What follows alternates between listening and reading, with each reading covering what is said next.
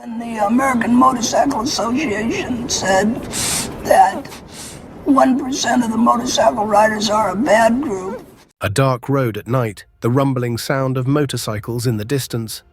The camera zooms in on a lone rider leather vest, tattoos, cigarette smoke curling into the night sky. Suddenly, flashing red and blue lights appear behind him. A row of Hell's Angels standing in formation, a police raid kicking down doors, a courtroom sketch of Sonny Barger sitting calmly as a judge reads out charges. Imagine a man so powerful, so feared, that he built an empire of outlaws that law enforcement struggled for decades to bring down. He wasn't just another biker. He was a mastermind, a strategist, and a leader who turned the Hell's Angels into one of the most dominant and dangerous motorcycle clubs in history. This wasn't some reckless gang riding around causing chaos. This was an organized, structured empire, with secrets so dark and operations so intricate that even undercover agents struggled to crack them. At the center of it all was one man, Sonny Barger. And while the world saw him as the face of the club, what they didn't see was the secret that kept the Hell's Angels untouchable for years. A secret so well hidden that only those at the top knew the full story. This is how Sonny Barger and his inner circle pulled off one of the greatest outlaw operations of all time, and the hidden truth that even some Hell's Angels didn't dare speak about. Chapter 1. The Rise of Sonny Barger.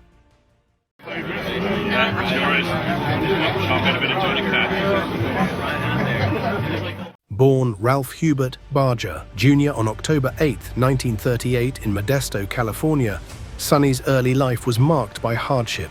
His mother abandoned him when he was just a child, leaving him to be raised by his alcoholic father.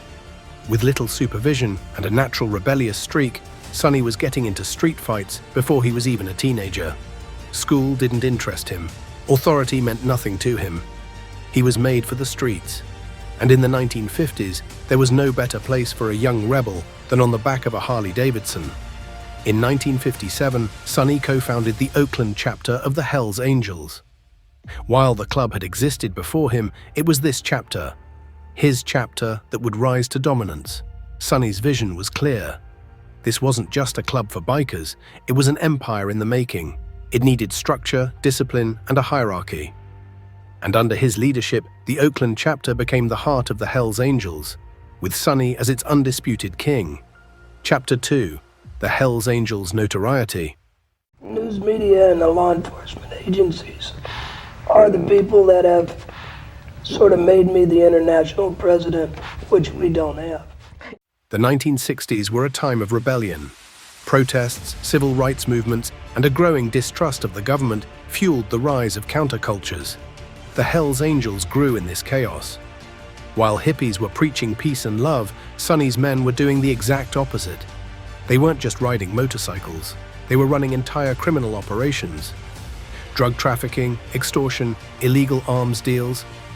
If it made money, the Hell's Angels were involved. And the worst part, they were untouchable. Sonny had built a system that made it nearly impossible for law enforcement to take them down. Everything was handled internally. Members knew to never speak to outsiders. And if you broke the rules, you disappeared. It was that simple. Chapter 3. The Darker Allegations. In East Oakland, and no black people lived in East Oakland. When I went into the army, and all the army was no longer segregated. Law enforcement links Hell's Angels to drug cartels. Sonny Barger under investigation. In 1987, Barger was arrested on charges related to narcotics, weapons, and explosives. Authorities accused him of transporting explosives intended for violent purposes. He was convicted of conspiracy in 1988 and served nearly 4 years in prison. The public only saw the surface: the wild bikers, the leather jackets, the roaring engines. But beneath that image was something much darker. Law enforcement agencies started uncovering connections between the Hell's Angels and major drug cartels. Witnesses came forward with stories of brutal violence. Some even claimed that Sonny Barger himself ordered hits on rival gang members.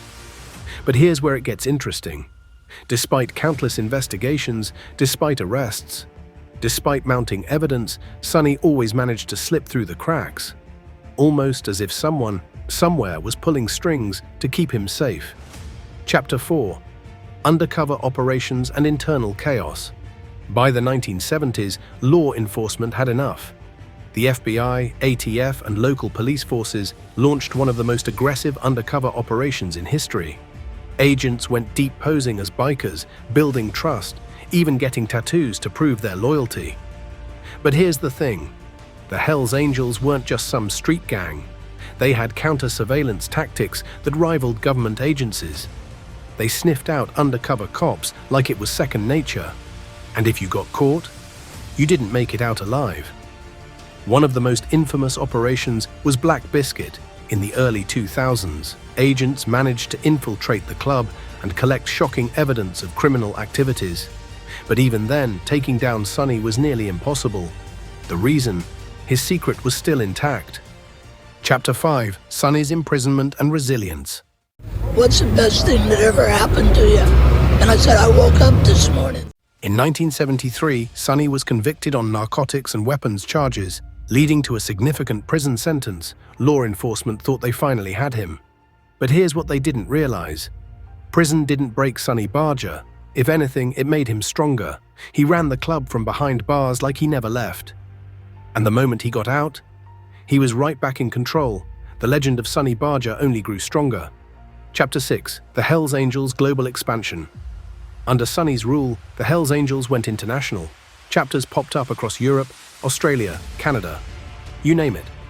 They weren't just a US problem anymore. They were a global empire, and with that expansion came even more power, more money, and of course, more enemies. This wasn't just about riding motorcycles and wearing the club's infamous Death Head logo. Every new chapter meant more influence, more control, and more opportunities for business, legal or otherwise. The club tapped into global drug trade networks, weapon smuggling, and illicit activities that brought in millions. Their reputation preceded them, and with their name came both fear and respect. Other outlaw motorcycle gangs, law enforcement agencies, and even governments saw them as a growing threat. Yet, despite the crackdowns and constant battles, the Hells Angels thrived, proving that their empire was built to last. Chapter 7. Sonny's Personal Life and Legacy. Beyond the club, Sonny Barger became an author, an actor, and a public figure. He wrote books, gave interviews, even made Hollywood connections. To the public, he was the ultimate outlaw, a symbol of freedom and rebellion. But behind closed doors, the truth was far more complicated. Chapter 8. The Darkest Secret Revealed. Bay Area leader of one of the country's most notorious biker gangs has died. Sonny Barger was the founding member of the Hells Angels Oakland chapter. So what was the secret that kept Sonny and the Hells Angels untouchable for decades? Was it inside connections with law enforcement, a hidden network of powerful allies, or something even darker? Some believe Sonny was more than just an outlaw. He was an informant, feeding law enforcement just enough to keep them at bay while protecting himself and his inner circle. Others say the Hells Angels had dirt on powerful figures, ensuring they could never be taken down completely. The truth, it's buried deep in the history of the club. But one thing is certain, Sonny Barger and the Hells Angels didn't just ride motorcycles. They rode the fine line between power and destruction. Sonny Barger built an empire.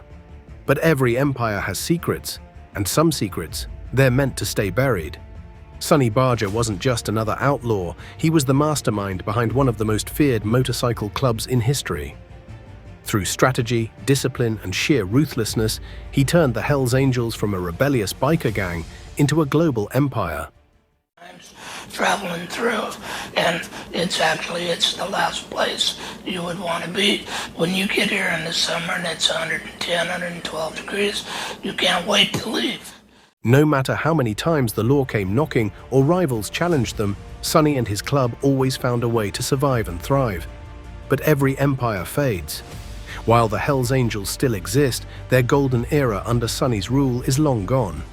Laws tightened, surveillance improved, and some of their darkest secrets were exposed.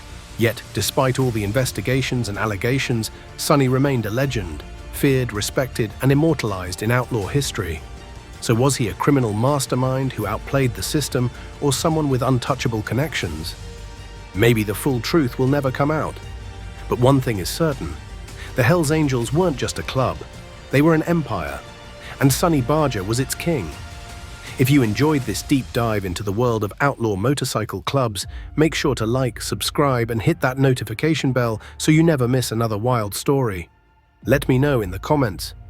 Was Sonny Barger a criminal genius or just another biker who got lucky? And if you have any other insane topics you want me to cover, drop them below. Thanks for watching, and I'll see you in the next one.